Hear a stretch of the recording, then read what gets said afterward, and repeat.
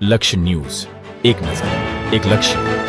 વાવ-થરાદ જિલ્લાના ધરણીધર તાલુકામાં ભાજપના ગઢમાં આજે મોટું ગાબડું પડ્યું છે. બનાસકાંઠા જિલ્લાના થરાદ અને વાવ પથકના રાજકારણમાં આજે અત્યારે મોટો ભૂકંપ આવ્યો છે. જ્યારે ભારતીય જનતા પાર્ટીના પાયાના અને પીઠ દલિત આગેવાન સદાભાઈ પરમારે પોતાના સેંકડો સમર્થકો સાથે ભાજપને અલવિદા કહી કોંગ્રેસનો પંજો પકડ્યો છે. સ્થાનિક સ્વરાજ્યની ચૂંટણીઓ પૂર્વે ભાજપમાં ફેલાયેલા આંતરિક અસંતોષને કારણે આગામી સમયમાં પક્ષને મોટું નુકસાન થવાની ભીતિ સેવાઈ રહી છે. 40 વર્ષનો નાતો તૂટ્યો. વર્ષ 1987થી ભાજપ સાથે જોડાયેલા અને પક્ષના વફાદાર ગણાતા તળાવના વતની દલિત આગેવાન વિધિવત રીતે કોંગ્રેસનો ખેસ ધારણ કર્યો છે. ભૂતપૂર્વ વિજેતા ઉમેદવાર 2008માં જિલ્લા પંચાયતની ઢીમા બેઠક પર ભાજપની ટિકિટ પરથી ચૂંટણી લડી વિજય ચક્રવર્તી સામે જીત મેળવી પક્ષનું સર્વસ્વ જાળવ્યું હતું. ત્યારે ભાજપથી નારાજ થઈ તેમની સાથે તેમના ગામના અંદાજે 600થી 700 જેટલા સમર્થકો પણ કોંગ્રેસમાં જોડાયા છે. પક્ષનો સાથ છોડ્યા બાદ પોતાનો રોષ વ્યક્ત કરતા આગેવાને જણાવ્યું હતું કે ભાજપમાં હવે વિચારધારાને બદલે મિત્રતાવાદ અને સગાવાદ હાવી થઈ ગયો છે. 4 દાયકા સુધી પક્ષને લોહી પરસેવો સિંચનારા પાયાના કાર્યકરની આજે પક્ષમાં ઘોર અવગણના થઈ રહી છે.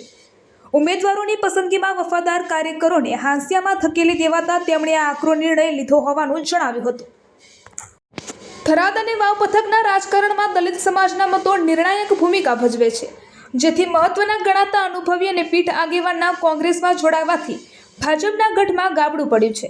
સ્થાનિક મતદારો અને રાજકીય વિશ્લેષકો માની રહ્યા છે કે આ ઉથલપાથલની સીધી અસર આગામી સ્થાનિક સ્વરાજ્યની તાલુકા અને જિલ્લા પંચાયતની ચૂંટણીના પરિણામો પર જોવા મળશે. એક તરફ ભાજપ પોતાની જીતના દાવા કરી રહ્યું છે તો બીજી તરફ પક્ષના જ જૂના જોગીઓનો સાથ છૂટવો એ વાવ-થરાદ બેલ્ટમાં ભાજપ માટે ચિંતાનો વિષય બન્યો છે. અહેવાલ શ્રવણ સોલંકી, ધરણીધર ઢીમા. હું 1987થી ભાજપમાં જોડાયેલો હતો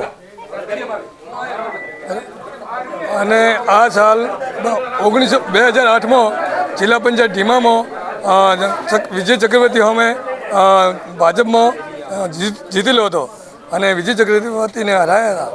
એ વખતે થી કરી આજ સુધી મેં બરાબર સેવા આપેલી અને આ વખતે મિત્રતાવાદ અને હગાવાદ જેવું ચલાવ્યું એટલે હું નારાજ થયો અને ભાજપ પક્ષને છોડી અને કોંગ્રેસ પક્ષમાં આજથી જોડાઉં છું.